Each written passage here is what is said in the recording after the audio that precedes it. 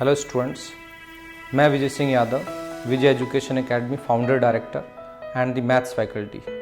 इस वीडियो के जरिए मैं आपको ये बताना चाहूँगा कि आपको पढ़ाई कैसे करनी चाहिए।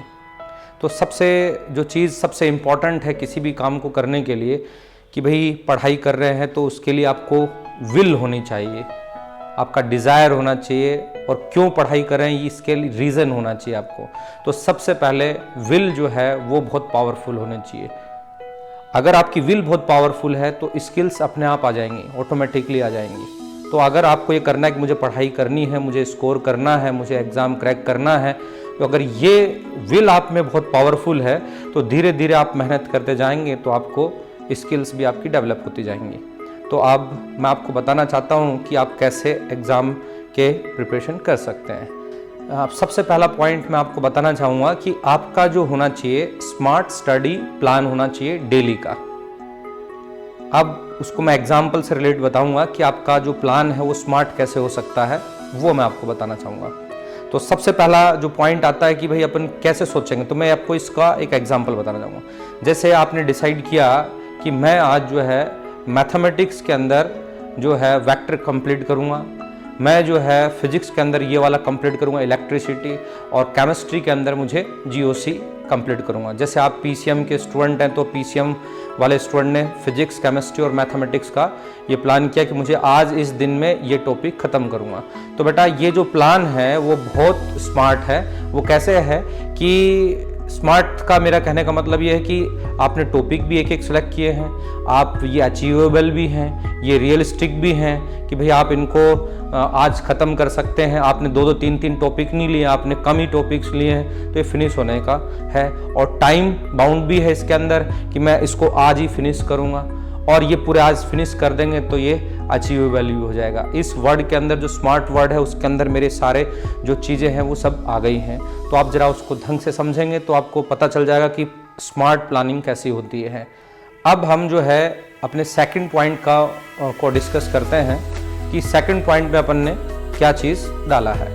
हमको सिर्फ उन पोर्शन की ही पढ़ाई करनी है जो हमारे स्ट्रोंग है। हमको उन पार्ट्स को नहीं पढ़ना है जो हमारे कमज़ोर हैं या फिर हमने अभी तक नहीं पढ़े हैं। तो आपको फोकस करना है सिर्फ उन टॉपिक्स पे जो टॉपिक्स अपने स्ट्रोंग है। फिजिक्स में, केमिस्ट्री में, मैथ्स में, जो भी सब्जेक्ट XYZ उसके अंदर आप नेगेटिव पार्ट्स वाले चीज़ों पे नहीं देखना है, क्योंकि अगर आपने उन पोर्शन पर फोकस किया तो आप जो आपके अच्छे पोर्शन हैं, जो स्ट्रॉन्ग हैं, वो गड़बड़ हो सकते हैं। उसका मैं आपको बताता हूँ। जनरली स्टूडेंट क्या करता है कि पहले वो सोचता है कि मैं पहले जो मेरे को ये दो तीन पोर्शन जो मुझे नहीं आ रहे हैं पहले मैं वो पढ़ लेता हूँ। तो क्या होगा कि वो अपना धीरे धीरे करके वो टाइम वेस्ट भी होता है, उतने मजबूत भी नहीं होते हैं और टाइम निकलता जाता है। और जो अच्छे पोर्शन जो अपन अच्छा टाइम दे सकते हैं उसको अंदर, जो अपन उनको और बेहतर कर सकते हैं, उनको उसमें टाइम नहीं मिल पाता उसको पूरा। तो ये काम बिल्कुल भी नहीं करना है अपने को कि अपने को सिर्फ उन टॉपिक्स पे फोकस करना है जो हमको अच्छी तरीके से आते हैं, और उन पे नहीं करना है जो हमको नहीं आते हैं या हमको कम आते हैं। इससे होगा क्या, इससे अपना होगा ये कि कॉन्फिडेंस बिल्ड होगा, कॉन्फिडेंस बढ़ेगा अपना। कॉन्फिडेंस ऐसे बढ़ेगा कि अपन ये टॉपिक ख़त्म हो गए हैं अपने, अब ये 2 पोर्शन 3 पोर्शन अपने हैं, तो ये बाद में अपन उसको ख़त्म कर सकते हैं। तो एक कॉन्फिडेंस की वजह से, एक अंदर से जो एनर्जी आएगी, कॉन्फिडेंस आएगा, तो वो आपको जो नहीं आ रहे थे वो लास्ट में आप उनको भी कर लेंगे। पर आप पहले करेंगे ना तो वो अच्छी तरीके से वाले करने वाले वो आपको उनको टाइम नहीं मिल पाएगा। अब जनरली करता क्या स्टूडेंट, हमेशा जो एग्जामिनेशन होता है या आप स्कूल का एग्जाम दे रहे हैं या कॉम्पिटिटिव का दे रहे हैं, हर बच्चे का focus, maximum number of students का फोकस उन पोर्शन पे होता है जो उसके टॉपिक्स कमज़ोर होते हैं, और उन्हीं पे ध्यान देता है और स्कोर भी नहीं बढ़ा पाता है टोटल पेपर के अंदर। तो बेटा मैं आपको सलाह दूंगा कि उन चीज़ों पर नहीं ध्यान देना, आपको फोकस करना है आपको अपने स्ट्रॉन्ग टॉपिक्स पर, नेगेटिव पार्ट्स पर नहीं करना है। दूसरी चीज़ मैं आपको एक एग्जांपल रिलेट करके बताऊंगा। अगर आप उसको ज़्यादा सोचेंगे, उनको जो पोर्शन आपको नहीं आते उनके बारे में ज़्यादा सोचेंगे, आप नहीं कर पाएंगे तो आप प्रॉब्लम में आते जाएंगे, आपका कॉन्फिडेंस लूज होता जाएगा, कम होता जाएगा। तो आप में कॉन्फिडेंस नहीं बढ़ेगा तो आपका पेपर इतना अच्छा नहीं जाएगा, आपकी स्टडी इतनी अच्छी तरीके से नहीं होगी। मैं आपको एक एग्जाम्पल के जरिए इसको रिलेट करना चाहूँगा कि आपको अच्छी पहले स्ट्रॉन्ग पोर्शन पे क्यों वर्क करना चाहिए। और नेगेटिव पार्ट्स पे क्यों नहीं करना चाहिए, जो आपके कमज़ोर हैं उसको क्यों नहीं करना चाहिए। जैसे ये मैं आपको एक एग्जांपल बता रहा हूँ, ये पेन है जैसे हमारे पास, अगर मैं इसको कई देर तक इसको होल्ड करता हूँ और इसको होल्ड करके रखता हूँ मैं और घंटे 2 घंटे रखता हूँ, तो क्या होने लगेगा, मुझे शरीर में तकलीफ होने लगेगी, मुझे मेरा ब्लड प्रेशर हाई होने लग जाएगा, शरीर में कंपन होने लग जाएगी। अगर मैंने इसको पूरे दिन तक रख लिया तो क्या होने लगेगा, शरीर बहुत गड़बड़ होने लगेगा और हो सकता है कि मेरा जो ये वाला साइड का पोर्शन है ये पूरा इसके अंदर जो है लकवा लग जाए या मुझे प्रॉब्लम आ जाए, मुझे हॉस्पिटल भी पहुँचाना पड़ सकता है। तो ऐसी प्रॉब्लम आ, तो इसलिए अब ये क्या होगा कि ये काम जो है अपन इस तरह के फोकस करेंगे और वजन बिल्कुल भी नहीं है पर अपन ने उसको कई देर तक होल्ड करके रखा है तो अपने को अपने शरीर में तकलीफ हो रही है इससे, तो आपको इस पार्ट पर आपको वर्क नहीं करना है। जो अपना पोर्शन कमजोर है उस पर वर्क नहीं करना है, अभी जो पोर्शन अपना स्ट्रोंग है उस पर ही वर्क करना है और उसको और स्ट्रोंग बनाना है। और वो स्ट्रोंग होने के बाद में आपको अपना जो पोर्शन अब जो वीक है वो कंप्लीट करना है, क्योंकि आपका कॉन्फिडेंस लेवल बहुत ऊपर हो जाता है। क्योंकि एग्जाम में जब आप टेस्ट देते हो तो टेस्ट में जो आपको क्वेश्चंस आते हैं और जो बनते जाते हैं तो आपका कॉन्फिडेंस बढ़ता जाता है, पर आपसे नहीं बनते हैं तो आपका कॉन्फिडेंस लूज होता जाता है। तो यही एक कॉन्सेप्ट है जिसकी वजह से अपने को अपने स्ट्रॉन्ग पोर्शन पहले स्ट्रॉन्ग ज़्यादा करने हैं, उन्हीं पर ही प्रैक्टिस करनी है। जो हमारा अब नेक्स्ट पॉइंट आता है उसमें ये बताना चाहूँगा कि आपको कमज़ोर सब्जेक्ट जो होता है उस पर आपको ज़्यादा ध्यान देना चाहिए। जबकि जनरली स्टूडेंट क्या करता है, ये गलती करता है, बहुत बड़ी गलती करता है कि वो उल्टा करता है कि जो सब्जेक्ट हमारा कमज़ोर होता है उसको नहीं पढ़ता है, जो सब्जेक्ट ठीक होता है अच्छा होता है उसी को ही बार बार उसकी प्रैक्टिस करता है, जबकि ऐसा नहीं होना चाहिए। जबकि आपको ये होना चाहिए कि कमज़ोर सब्जेक्ट है उसको ज़्यादा देर तक पढ़ना चाहिए, ज़्यादा पढ़ना चाहिए ताकि वो भी स्ट्रॉन्ग हो सके। अब जो है नेक्स्ट पॉइंट जो आ रहा है इसमें आपको बताना चाहता हूँ कि कंटिन्यूसली कभी भी स्टडी नहीं करना चाहिए। कंटिन्यूसली का मतलब है मेरा कि आप 3-3, 4-4, 5-5 घंटे लगातार जो स्टडी के लिए बैठते हैं वो बिल्कुल करना गलत है। आप ऐसा बिल्कुल ना करें। आप इंटरवल लीजिए, आप 1.5 आवर के इंटरवल बनाइए, 1.5 आवर पढ़ाई कीजिए जिस भी सब्जेक्ट की आपको करनी है, जिस भी टॉपिक की आपको करनी है। उसके बाद आप उसमें 15 मिनट का 10 मिनट का ब्रेक लीजिए। उस 10-15 मिनट के ब्रेक के अंदर आपको सुनने हैं मोटिवेशनल सॉन्ग, मोटिवेशनल प्रेयर्स और मोटिवेशनल जो स्टोरीज, ये सुननी है, समझनी है, इनको आपको करना है। इससे क्या होगा, आपको मोटिवेशन मिलेगा। या फिर आप उनमें 10-15 मिनट के अंदर आप पानी पी सकते हैं या फिर आप फिजिकल एक्टिविटी कर सकते हैं, पीटी कर सकते हैं और फिर बैठ सकते हैं।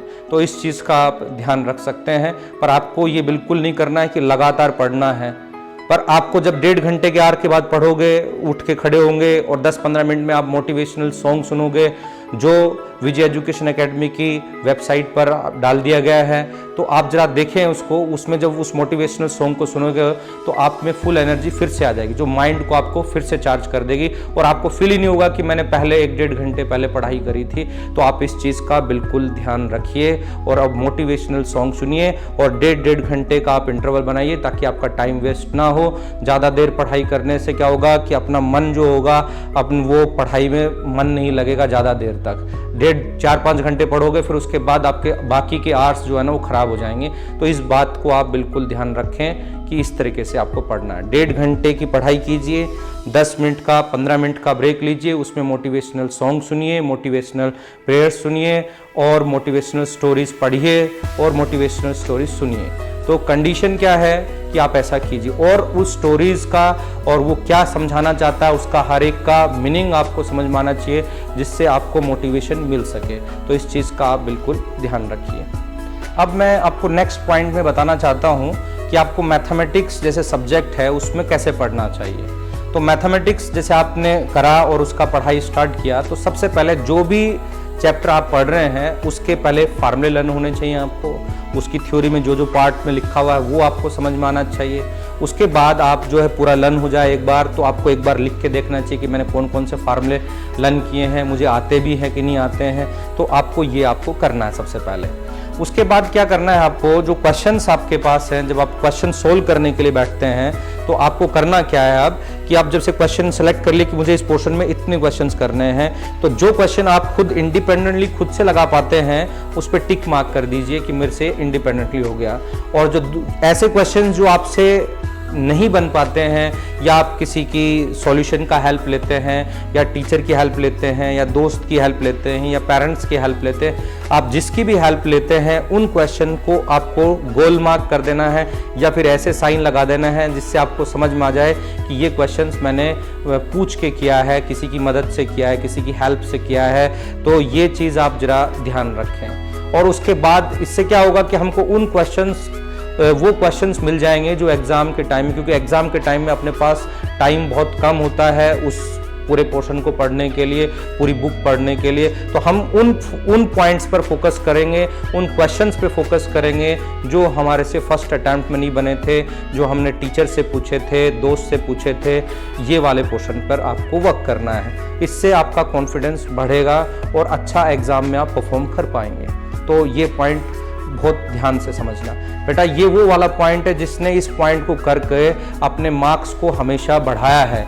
मतलब उनने 100 में से 100 मार्क्स भी अगर वो एग्ज़ाम दिया है तो उसमें फुल में से फुल भी स्कोर किया है। तो आप इस पॉइंट को बिल्कुल ध्यान से समझना और इसको फॉलो करना है आपको। अब आपकी बात करता हूँ फिजिक्स, केमिस्ट्री और बायोलॉजी जैसे भी सब्जेक्ट हैं आपके XYZ। तो उसमें आपको करना क्या है कि सबसे पहले आपको थ्योरी पढ़नी है। थ्योरी पढ़ने के बाद में आपको उनको लिख के देखना है कि आपने क्या क्या उसमें पढ़ा है।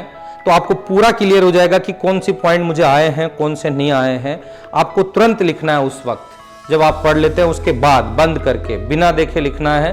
तो आपको ये पूरा क्लियर हो जाएगा कि मुझे क्या आया है, क्या नहीं आया है। अगर कोई पॉइंट्स में अटक गए हो, फिर नहीं समझ पा रहे हो, तो आप उसको ढंग से समझ पाओगे कि मैंने इतनी अच्छी तरीके से पढ़ा था कि नहीं पढ़ा था। वो आपको उसी वक्त क्लियर हो जाएगा। फिर उसको आप उसी वक्त आपको उसको ढंग से क्लियर कर सकेंगे और आगे बढ़ सकते हैं। और न्यूमेरिकल्स में बात आती है कि न्यूमेरिकल्स हम किस तरीके से सॉल्व करें। तो बेटा जैसे मैंने मैथमेटिक्स में आपको प्रोसीजर बताया है कि आप उन क्वेश्चंस पे गोल मार्क कीजिए या ऐसा सिंबल लगाइए जिससे आप लास्ट मोमेंट पे उन्हीं को कर सकें जो आपसे नहीं बने थे या पूछ के किए थे। तो आपको वही पैटर्न जो मैथमेटिक्स वाला है वो न्यूमेरिकल्स में, फिजिक्स केमिस्ट्री के न्यूमेरिकल्स में अप्लाई करना है। अब जितने भी आपको क्वेश्चंस डाउट के तौर पे निकले हैं वो आपको टीचर से पूछने हैं या अपने फ्रेंड से पूछने हैं। कोशिश ये रहे कि आपको टीचर से ही पूछने हैं। और दूसरी चीज़, जो आपके डाउट है वो कितना भी छोटा डाउट क्यों ना हो, आपको पूछना है। ये नहीं सोचना है कि ये छोटा डाउट है, ये क्या बताएंगे सर, क्या बोलेंगे, ऐसा बिल्कुल नहीं सोचना है। अगर आप ऐसा सोचोगे तो उस छोटे डाउट की वजह से बड़े क्वेश्चंस को आप नहीं कर सकेंगे। मैं आपको एक एग्जाम्पल के तौर पर आपको बताना चाहता हूँ कि छोटे डाउट्स कितना बड़ा काम कर सकते हैं, कितने बड़े प्रॉब्लम्स को सॉल्व कर सकते हैं। इसलिए कोई भी डाउट छोटा नहीं होता। इस छोटे डाउट से बड़ा क्वेश्चन क्लियर हो जाता है, बड़े बड़े क्वेश्चंस के आंसर्स हम दे सकते हैं। तो आप इस बात पे बिल्कुल ध्यान रखना। इसको मैं आपको एक एग्जाम्पल के साथ समझाना चाहूँगा। जो हमारे मैथमेटिशियन थे और साइंटिस्ट भी थे, न्यूटन, उन्होंने इस छोटे से कॉन्सेप्ट से एक बड़े कॉन्सेप्ट को डेवलप किया। वो क्या था कि जब वो घूमने के लिए निकल रहे थे तो उनके पास जो है ऊपर से सेब गिरा, सेब के पेड़ से। तो उन्होंने क्या सोचा कि ये सेब जो है ज़मीन पर क्यों गिरा। तो डाउट उनके पास ये निकला कि ऊपर से नीचे क्यों गिरा। तो वो हर किसी से पूछते थे तो फिर वो सभी को आंसर मिलता था, भाई वो चीज़ जो है ऊपर से नीचे गिरेगी, तो ये तो नेचुरल है। पर उनको डाउट हमेशा बना रहा और उस कॉन्सेप्ट पे वर्क किया उन्होंने, उस डाउट पे वर्क किया कि ऐसा क्यों हुआ। तो उस डाउट के चक्कर में, वो था बहुत छोटा डाउट, पर उस डाउट के चक्कर में उन्होंने एक बड़े कॉन्सेप्ट को डेवलप किया, जिस कॉन्सेप्ट का नाम है, आप पढ़ते हैं क्लासेस के अंदर, स्कूल के अंदर, ग्रेविटी। तो बेटा कोई भी डाउट छोटा नहीं होता है, उस छोटे डाउट से बड़ी प्रॉब्लम सॉल्व होती हैं। तो आप इस चीज़ को ध्यान रखें। कोई भी छोटा भी डाउट होना आपको टीचर से पूछना चाहिए, उसमें हेजिटेशन बिल्कुल नहीं होनी चाहिए कि वो क्या सोचेंगे मेरे बारे में, ऐसा कुछ भी नहीं होता है। अब आपको क्या करना है, जब अपनी इतनी प्रिपरेशन कर ली, अपने रिवीजन कर लिया और अपने पूरा पढ़ लिया है, पढ़ने के बाद में डाउट्स आ गए, डाउट्स भी अपन ने क्लियर कर लिए हैं। अब इसके बाद आपको एक प्रोसीजर से और गुजरना है, वो है टेस्ट का प्रोसीजर। आपको अब अपने उन सब्जेक्ट्स के, उन टॉपिक्स के जो आपने पढ़े हैं, उनके टेस्ट देने हैं आपको। और टेस्ट आप बोलेंगे सर कहाँ से आएंगे टेस्ट, तो टेस्ट जो है आप विजय एजुकेशन एकेडमी की वेबसाइट से डाउनलोड कर सकते हैं। आपको हर टॉपिक वाइज टेस्ट मिल जाएगा और आप उनको टेस्ट को दे सकते हैं और टेस्ट को देकर आप प्रैक्टिस कर सकते हैं, अपने टीचर्स से चेक करवा सकते हैं, उनमें डाउट्स निकलता है तो, और अपने टीचर से पूछ सकते हैं। तो इस चीज़ का आप ध्यान रखें कि अगला पॉइंट जो ये बहुत नेसेसरी है कि आपको टेस्ट देना है, टेस्ट पेपर सॉल्व करने हैं, और अगर आपको कुछ और मटेरियल चाहिए तो वो भी आपको विजय एजुकेशन एकेडमी की साइट पर मिल जाएगा। अब मैं जो है आपको लास्ट पॉइंट के बारे में डिस्कस करना चाहता हूँ। ये भी बहुत ज़्यादा इम्पॉर्टेंट है, जैसे पिछले सारे पॉइंट्स इम्पॉर्टेंट थे उनमें ये भी सबसे ज़्यादा इम्पॉर्टेंट पॉइंट है। इसमें यह है कि आपको जिस दिन आपका एग्ज़ाम होने वाला होता है उस दिन आपको 8 घंटे की नींद लेना ज़रूरी है। पहले मैंने आपको बताया 6 घंटे आपको डेली सोना चाहिए, पर जिस दिन एग्ज़ाम होता है उस वाले दिन आपको ये ध्यान रखें आपको 8 घंटे की नींद लेना बहुत ज़रूरी है। उससे होगा क्या, आप जो है आप में कॉन्फिडेंस आएगा पेपर देने का और थकान बिल्कुल भी नहीं होगी। इस चीज़ का उसके अंदर लिंक है।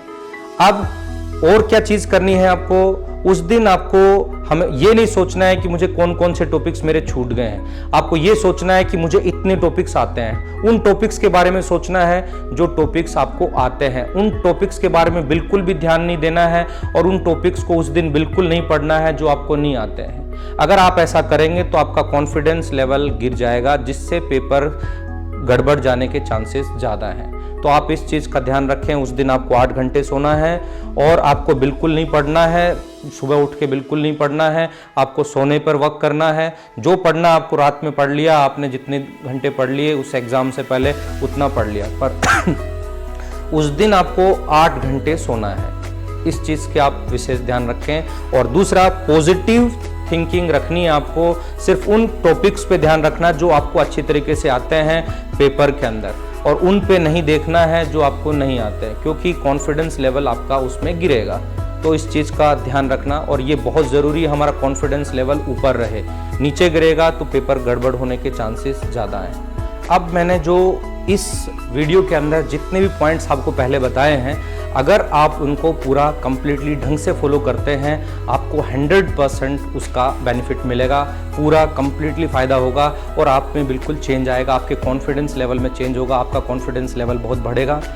ठीक है, अब मैं अपने जो नेक्स्ट वीडियो आएंगे उसमें आपको ये बताने वाला हूँ how to perform excellently in the examination, how to solve papers, CBSE papers, how to solve JEE main paper, how to solve IIT JEE papers. Thank you very much.